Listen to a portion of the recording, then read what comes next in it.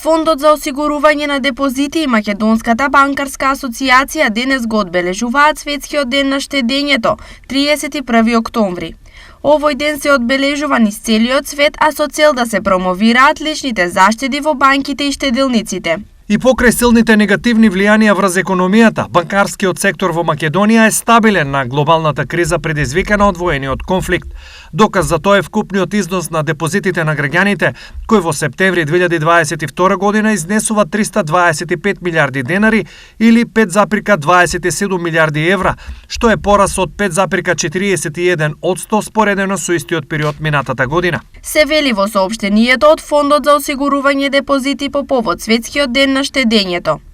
Феноменот на зголемено штедење во услови на криза економистите го објаснуваат на следниот начин. Тоа е многу рационално однесување на субјектите, значи на граѓаните, бидејќи со самата неизвестност што ја носи кризата за еднината, тие сакаат да се осигурат против неизвестноста на тој начин што голем дел од приходите и покрај тоа што купувната моќ се намалува, ги штедат. Тоа е едно многу, би рекол јас, човечко рационално однесување на самите граѓани, да во услови на криза, во услови на неизвестност за еднината, нели, да се, како што велат старите, штеде за црни денови.